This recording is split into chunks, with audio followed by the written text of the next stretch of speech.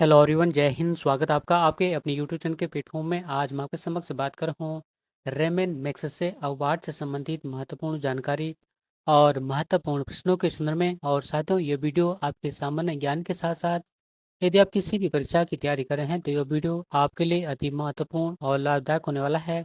इसलिए इस वीडियो को जरूर अंत तक देखें। और साथियों, यदि आपको मेरा वीडियो का कंटेंट पसंद आए तो वीडियो को लाइक, शेयर और चैनल को सब्सक्राइब भी जरूर करें।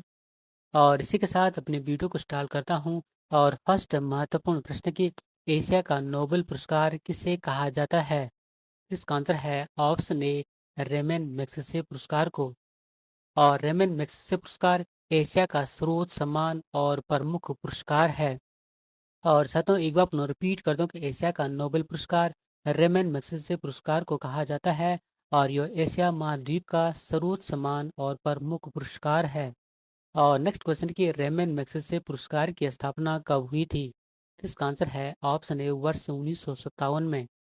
और नेक्स्ट महत्वपूर्ण प्रश्न के, रेमन मैग्सेसे पुरस्कार किस देश के द्वारा प्रदान किया जाता है? इसका आंसर है ऑप्शन ए, फिलीपींस देश के द्वारा। बात करूं मैं फिलीपींस देश संबंधी महत्वपूर्ण जानकारियों के संबंध में, तो फिलीपींस की राजधानी मनीला है, जिसकी मुद्रा का नाम पीसो है। और फिलीपींस देश भौगोलिक रूप से दक्षिण चीन सागर में स्थित एक द्वीपीय देश है। और नेक्स्ट क्वेश्चन है, रेमन मैग्सेसे पुरस्कार विजेता को क्या प्रदान किया जाता है? इसका आंसर है ऑप्शन डी, उपरोक्त सभी। अर्थात रेमन मैग्सेसे पुरस्कार में विजेता को एक मेडल, एक प्रमाण पत्र और नगद धनराशि प्रदान की जाती है। और नगद धनराशि में लगभग $50,000 की नगद धनराशि प्रदान की जाती है। और नेक्स्ट महत्वपूर्ण क्वेश्चन है कि रेमन मैग्सेसे पुरस्कार की घोषणा प्रतिवर्ष किस दिन की जाती है? इसका आंसर है ऑप्शन ए, 31 अगस्त को। क्योंकि 31 अगस्त को फिलीपींस के 7वें राष्ट्रपति रेमन मैग्सेसे की जयंती मनाई जाती है। लेकिन इस रेमन मैग्सेसे पुरस्कार का वितरण नवंबर माह में किया जाता है। और नेक्स्ट महत्वपूर्ण प्रश्न है कि रेमन मैग्सेसे फिलीपींस देश के किस एक महत्वपूर्ण पद पर नियुक्त हुए थे? इसका आंसर है ऑप्शन ए, राष्ट्रपति। और रेमन मैग्सेसे फिलीपींस देश के 7वें राष्ट्रपति थे। और ये 30 दिसंबर 1953 से 17 मार्च 1957 तक फिलीपींस के राष्ट्रपति थे। और नेक्स्ट महत्वपूर्ण प्रश्न के, रेमन मैग्सेसे पुरस्कार किस क्षेत्र में उत्कृष्ट कार्य के लिए प्रदान किया जाता है? इसका आंसर है ऑप्शन डी, उपरोक्त सभी।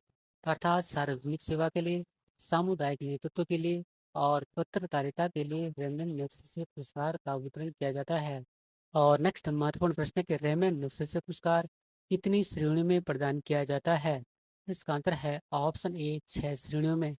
और ये 6 श्रेणियां हैं। फर्स्ट है पत्रकारिता, साहित्य और रचनात्मक संचार कला में। सेकंड है सरकारी सेवा में। थर्ड है सार्वजनिक सेवा में। फोर है सामुदायिक नेतृत्व में। फिफ्थ है शांति और अंतर्राष्ट्रीय समझ में। और सिक्स है उदीयमान नेतृत्व या इमरजेंट लीडरशिप में। इस प्रकार रेमन मैग्सेसे पुरस्कार कुल 6 श्रेणियों में दिया जाता है। और साथियों, ये सभी पॉइंट आपकी आने वाली परीक्षाओं की दृष्टि से अति महत्वपूर्ण हैं। और नेक्स्ट महत्वपूर्ण प्रश्न है कि रेमन मैग्सेसे पुरस्कार की स्थापना फिलीपींस देश की सरकार ने किस सोसाइटी के साथ मिलकर किया है? इसका आंसर है ऑप्शन डी, रॉकफेलर सोसाइटी। अर्थात रेमन मैग्सेसे पुरस्कार की स्थापना फिलीपींस देश की सरकार ने रॉकफेलर सोसाइटी के साथ मिलकर किया है। और यह रॉकफेलर सोसाइटी अमेरिका की एक निजी सोसाइटी है। और नेक्स्ट महत्वपूर्ण प्रश्न के, रेमन मैग्सेसे पुरस्कार प्राप्त करने वाले प्रथम भारतीय कौन थे?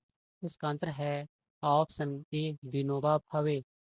और विनोबा भावे जी को वर्ष 1958 में रेमन मैग्सेसे पुरस्कार मिला था।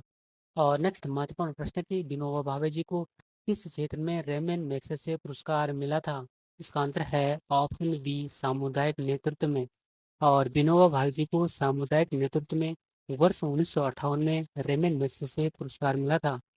बात करूं मैं महत्वपूर्ण नोट पॉइंट के संबंध में, तो विनोबा भावे जी ने भूदान आंदोलन चलाया था, जो कि कई बार एग्जामों में पूछा जाता है।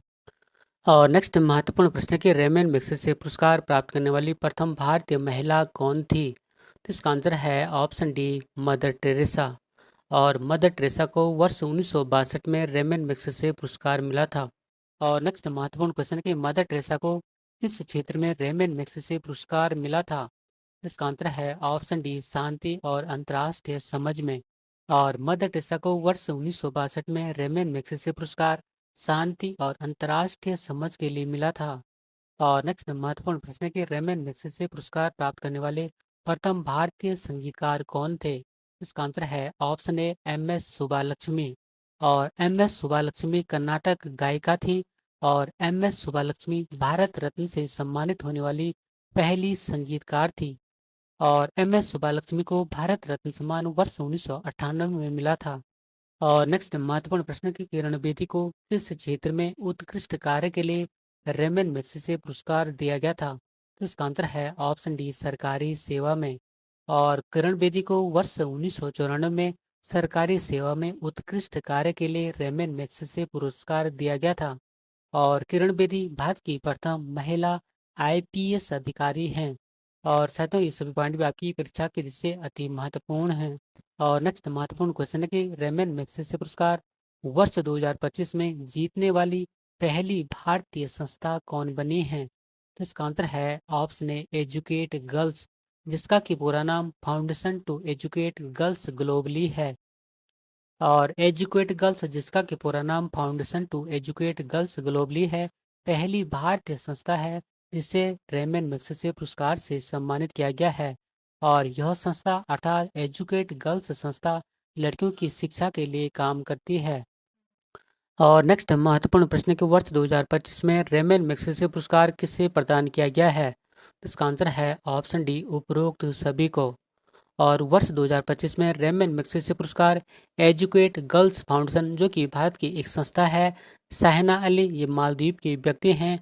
और फ्लावियानो एंटोनियो एल विलान्युएवा, ये फिलीपींस के व्यक्ति हैं। इस प्रकार वर्ष 2025 में रेमन मैग्सेसे पुरस्कार एक संस्था जो कि भारत की एजुकेट गर्ल्स फाउंडेशन है, और दो व्यक्ति साहना अली और फ्लावियाना एंटोनियो एल विलान्युएवा को प्रदान किया गया है।